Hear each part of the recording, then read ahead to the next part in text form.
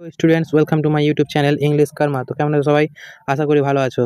আর আজকের ভিডিওতে আমরা যেটা শিখবো সেটা হচ্ছে একটা ইলেকশনের একটা টাইপ।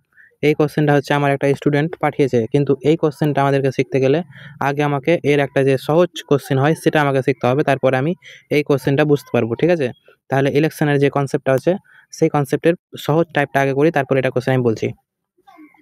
তাহলে দেখো এই কোশ্চেনটা কি বলেছে, দেখো, দুটি দল দ্বারা প্রতিদ্বন্দ্বিতা করা একটি নির্বাচনে এ দল বি দলের থেকে 20% বেশি ভোট পায় যদি বি দল 30,000 ভোট পেয়ে থাকে এবং কোনো অবৈধ ভোট না থাকে, তবে বি দল কত ভোট নির্বাচন হেরেছে। তাহলে আমি কি দেখতে পাচ্ছি যে একটা ইলেকশন হয়েছে যেখানে এ আর বি দুজন ক্যান্ডিডেট দাঁড়িয়েছে আর কোনো ভোট অবৈধ হয়নি।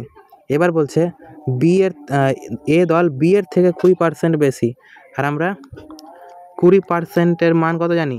20%-এর মান হচ্ছে 1/5।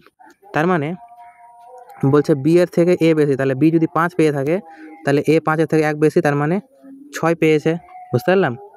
এবার বলেছে বি দল 30,000 ভোট পেয়েছে, তার মানে এই বি যে 5 এরই মান হচ্ছে কত? 30,000। বুঝতে পারলাম? তাহলে কত গুণ? 5 6 30 আর 3টা শূন্য, 6,000 গুণ। এবার কি বলছে যে বি দল কত ভোট নির্বাচনে হেরেছে। তাহলে বি এর থেকে কত ভোটে হেরেছে?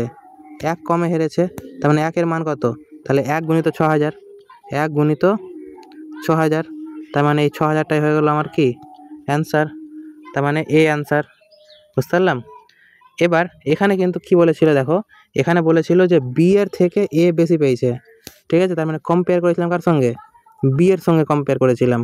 এই কোশ্চেনটা সহজ আছে তুলনামূলক, কিন্তু এই টাইপেরই যে কঠিন কোশ্চেনটা সেটা এসছে আমার স্টুডেন্টের ডাউট। তাহলে চলো এবার ওই কোশ্চেনটা দেখি কি বলছে।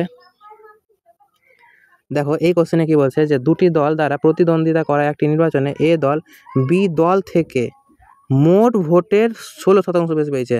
এর আগে কি বলেছিল যে বি দলের থেকে বেশি পেয়েছে, কিন্তু এখানে বলেছে না, এখানে কি মোট ভোটের থেকে 16% বেশি পেয়েছে। তার মানে এখানে কম্পেয়ার করা হচ্ছে কার সঙ্গে?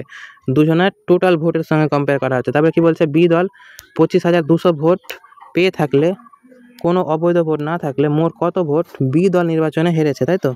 তাহলে এখানেও কি একটা একটা কি আছে, একটা এ দল আছে আর একটা বি দল আছে। এবার এদের দুজনের কি মিলে তো টোটাল ভোট হবে।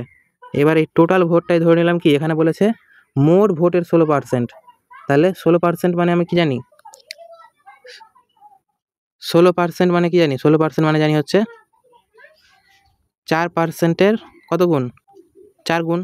আর 4% মানে আমরা কি জানি? 1/25। তাহলে ধরে নিব কি যে টোটাল ভোট ছিল 25x। তাহলে টোটাল ভোট 25x ছিল, আর বলছে বি কত পেয়েছে? বি পেয়েছে হচ্ছে 25,200 ভোট, কিন্তু বলছে এ পেয়েছে বি এর থেকে বেশি। তার মানে এ কত পেয়েছে? তার মানে এ কত পেয়েছে? তাহলে এ পেয়েছে হচ্ছে বি এর থেকে বেশি, তার মানে এ 25,000 তো পেয়েছেই, তার চেয়ে কত বেশি পেয়েছে? 16% বেশি পেয়েছে। তাহলে ধরলাম যে টোটাল ভোট হচ্ছে 25%, তাহলে এর 16% কত হবে? মানে হচ্ছে 4 গুণ, যেহেতু তার মানে কি 4x। তাহলে এ কত পেয়েছে? 4x বেশি পেয়েছে। ঠিক আছে? এবার এটা বুঝতে পারলে 4x কেমন করে আসলো?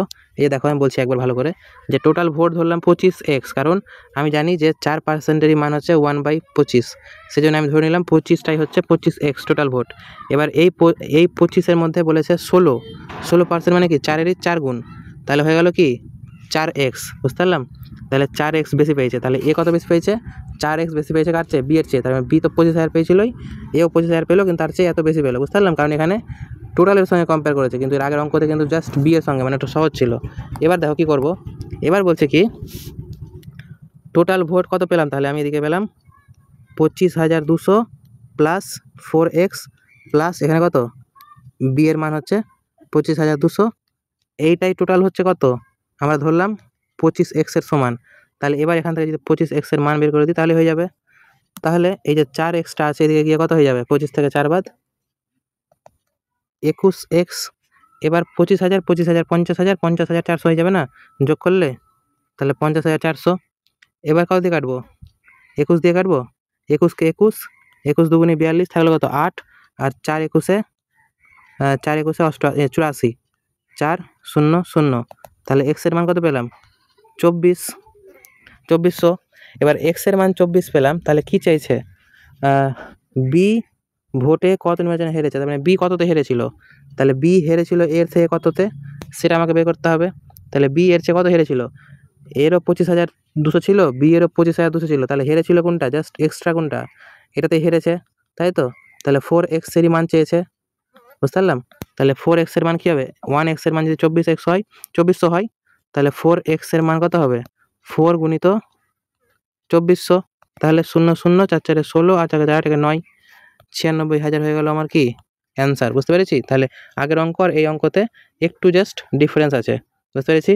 যদি বুঝতে পেরে গিয়ে থাকো তাহলে কমেন্ট করবে, আর কেমন লাগলো ভিডিওটা সেটা কমেন্ট করে জানাবে, আর লাইক করবে, শেয়ার করবে, আর সাবস্ক্রাইব করবে এরকমই নতুন নতুন ভিডিও পাওয়ার জন্য। আর আমি এর আগে আবৃত দশমিকের অর্থাৎ বারের যে বারের ব্যবহারের উপরে একটা ভিডিও অলরেডি বানিয়ে ফেলেছি।